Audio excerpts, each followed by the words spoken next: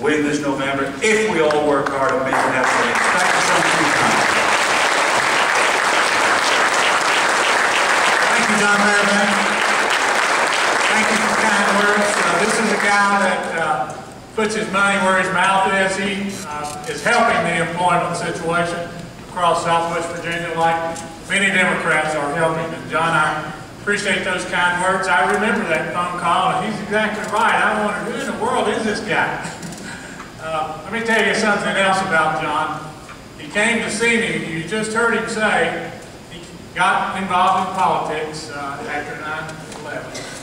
And he came to the bank to see me one day and talked to me about how he could get involved.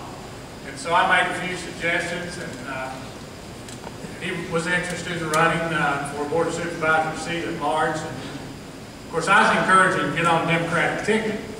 I didn't know whether he was Democrat, Republican, or Independent, or what.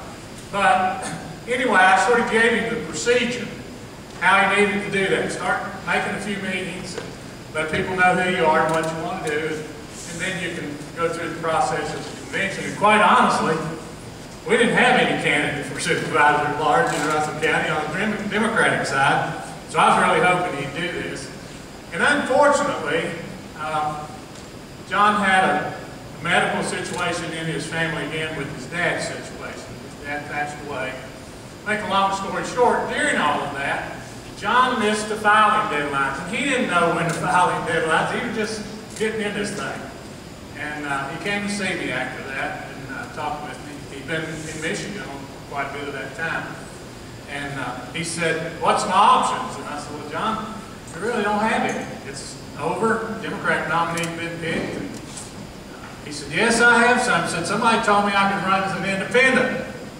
I said, "John, don't do that." And he said, "Well, why?" I said, "Well, you will make a good Democratic candidate. You're just going to have to wait a little while." And he said, "I can't wait. I'm going to run." And I said, "Well, don't do that. There's never been an independent candidate that won in Russell County. You can't win." He said something that day that I'll never forget. He said, "Senator, I'm going to prove you wrong." Well, long story short, he did prove me wrong. He's made an outstanding member of the Board of Supervisors, gotten involved in the state party, and we thank him for serving as the party chair from a finance standpoint. And we appreciate his efforts all over, not just Southwest Virginia, but he's also traveled across Virginia. He's well known, very well thought of, and John, we appreciate your commitment to the Democratic Party. Give John Bauer back a good hand.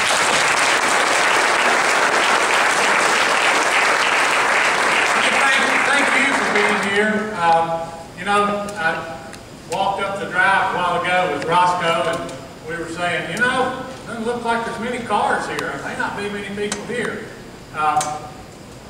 Thank you for being here and filling half of this room. We've got a good crowd for what we've been through and what people are saying about the Democratic Party. There's three things I want to do here real quick. John's exactly right. They're not saying anything positive about Democrats. I don't care if you're here in the 9th District, or if you're in California, or if you're in Texas or Michigan. It's all bad. You think the Democrats have ruined this whole country. What I want Democrats to do is stand up and say you're a Democrat and be proud of it. Don't take the back seat for Republicans. We've got enough ammunition. We've got enough ammunition to put Republicans back in their place. And if you want to talk about the deficit, just go back to 1980 when deficits really started changing. And you know, up till really 2008, Republicans didn't think deficit was a problem. And if I'd been them, I wouldn't have thought it was a problem either, because it increased, increased, increased. Only one president had a balanced budget when he left office, Bill Clinton. Didn't take George Bush long to get rid of that. He got us into 2 wars and paid money for those that are all charged on a credit card. So when they start talking about what Democrats have done, get your fact sheets out. Make sure you know what you're talking about. Republicans are responsible for most of the budget they're even complaining about now.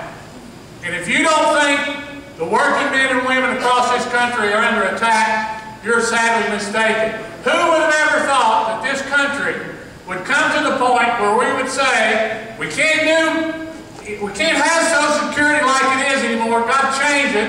Got to privatize it. How many of you would like to have your Social Security in Wall Street the last 30 days? Wouldn't have done too well being the tank.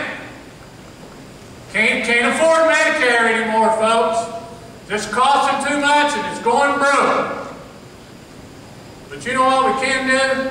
We can give tax breaks to the millionaires and billionaires across this country, and the corporations who make billions of dollars don't pay the first penny. Something's wrong with the tax system that forces the middle class people to carry the burden of this country.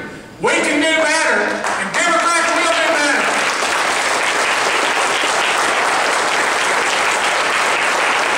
Let me talk real quickly about my race. Someone asked me about it last week. I said it's getting expensive and ugly. You know, the truth is not in this bunch. Brian Moran is exactly right. They don't care what they say about you. They don't care how they say it. They don't necessarily even know if it is the truth or not the truth. They're after us, and they'll destroy the character of an individual just to win a seat. Now, I don't mind you talking about my record. I've been in Richmond 13 years, and I'm sure everybody in this room doesn't like every vote I've cast. But I'm going to tell you, if you're going to talk about my record, you better tell the truth. We've caught this bunch 3 times already, and we're not going to let them off the hook. We're going to call their hand on it, and we're going to make them tell the truth. You know,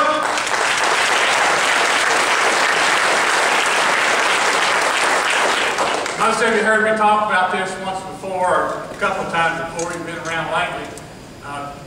Back in June, on Father's Day, my kids got me a new book. I'm a Harry Truman fan. I've got most of Truman's books that somebody has written about him or said something about him. This newest one that I have is Give 'em Hell. Now, all of you have heard that Give 'em Hell speech. Harry Truman in 1948 was in a gathering similar to what we are, and he was talking about the do-nothing Congress and how bad Republicans were. And somebody in the back hollered, "Give 'em hell, Harry!" And President Truman said, "I'm not giving them hell, I'm just telling them the truth, and they think it's hell." That's what's going on right now. We're going to hold them to the truth. They're going to have to tell the facts. I need your help. You're going to hear an awful lot of things about me in the next 70 days. Most of it's not true.